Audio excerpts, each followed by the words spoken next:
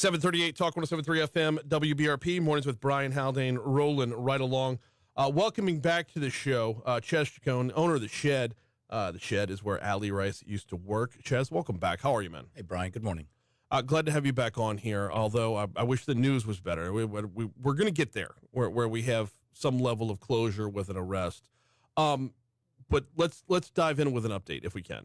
Where are we at with everything under the sun? Let's start with the investigation. The investigation. Good question. There's been no follow-up. The police chief has not called. He's not followed up with anybody that I'm aware of. I'm sure he gets little tidbits here and now and then to Paul Rice, Allie's father. But as far as an investigation going forward, an update, there's nothing. So the chief was in last week. In fact, this very segment, this very day, 1 week ago today, right now, sitting where you were sitting, I had a couple questions for him about the investigation. And when it came to those questions, he deferred to the detectives that are handling that investigation. Great leadership. Well, I understand, but there might be something to be said for the guys that are on it are on it. I don't know. It's hard to take that lack of news as any kind of comfort. I agree with that. This has made national news. It has. Baton Rouge is probably the #1 murder capital of the country, not New Orleans. There's a lot of reports coming out about stats being left off. And if we're not #1, we're surely very close. So we're top 5 to be sure. Although we could try all day long. New Orleans is going to outdo us. I mean, that just there's a mess, and then there's a toxic mess. So from the investigation standpoint, y'all don't really have any updates just yet. What about from the public outcry standpoint? I am sure as tips come into Crime Stoppers, I'm sure as tips come into BRPD, are folks still calling y'all with information? They're not calling us, and this is why we were told by some ex-police chiefs, retired police chiefs, that you don't really want to go above $50,000 reward, because if you go above that amount, you'll start getting just a whole bunch of wasted calls coming in. Normally, it's 10 to 20,000, and 50,000 is a substantial amount of a reward.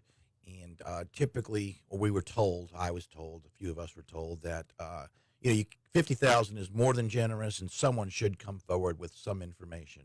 And I still believe it's going to happen. I honestly do. The stipulation that goes along with the reward is not just arrest; it's arrest and conviction. Actually, an indictment. Conviction, you're not allowed to say conviction. Oh, it's an indictment. Okay. Oh, that's an important clarification there. Yes. So the way it's been reported has been conviction everywhere I've read it. It's an indictment. Yeah, that could be a game changer, because if you have information about it and you think I've got to rely on the system to work from start to finish, correct. I've got to count on the what are the odds that a good defense attorney steps in and finds this little stipulation, this little correct, whatever that ends up getting the guy off, then okay, that's a huge difference. So 50,000 is where it's going to stay. Yes. This when it comes to that reward, have y'all had to turn people away? No. Actually, Crime Stoppers is handling all of that. Okay. They're not coming to the shed directly. Okay. If they do, we refer them to Crime Stoppers or the BRPD, specifically Crime Stoppers. Okay. Well, we have a Crime Stopper segment every Thursday, yes. So I will get an update. Crime Stoppers on that is running point on that. Walk me through where y'all are, grief-wise, recovery-wise. This has not been, and every day that goes by, you would think it would start to get easier, but where are y'all right now? It's there.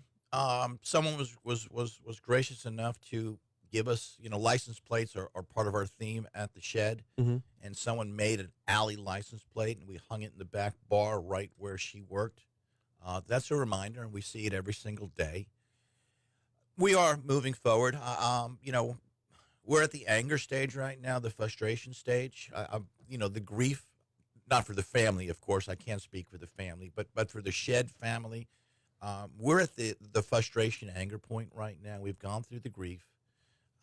Allie was part of our family, but she wasn't our sister, although we care and loved her as a sister. Well, You know what I'm saying? you and I talked about this last time, and I think it's worth reiterating. The shed has not been here that long, No, and it was like instant. The level of well, I was going to say teamwork originally, but family is where it goes next. yeah, we just want to keep this alive. That's why I'm doing these. That's why I'm coming and talking to as many people as I can. It's grief stricken for the Rice family. I mean, having to relive that as often as they have to relive it. Yeah, so that's I want to keep this alive. I want something to happen. I want a change to happen. I just in an addition to an arrest, we need a change. We need a change in the culture. We need a change in police leadership.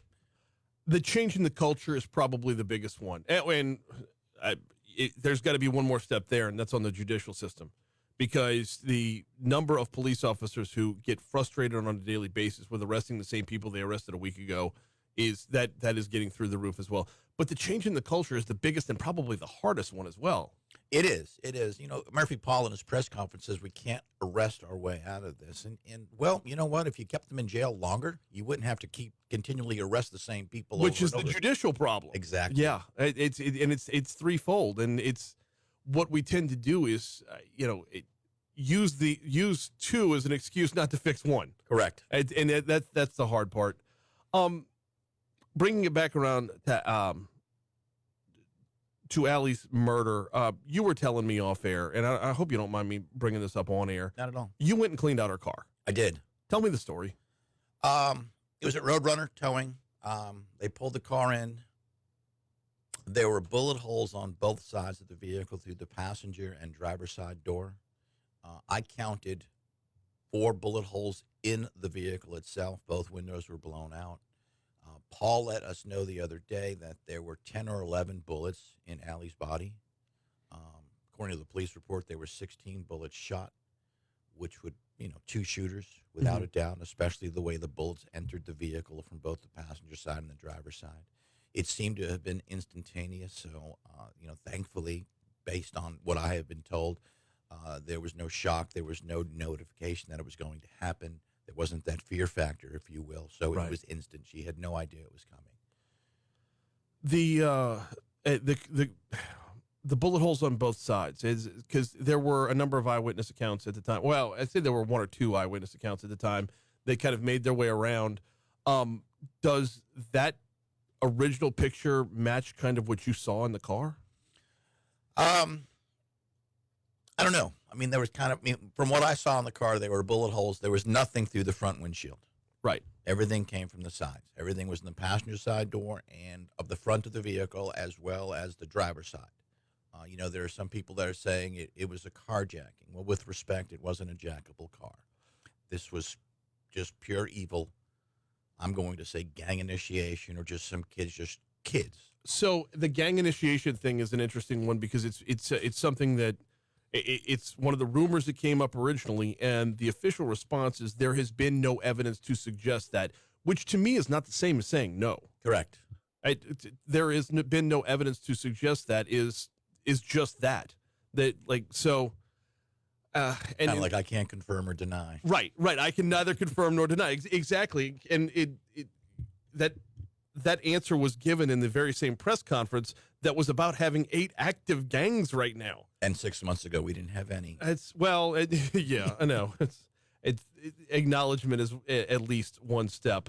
I mean, the first step to solving any problem is acknowledging that there is a problem. Exactly.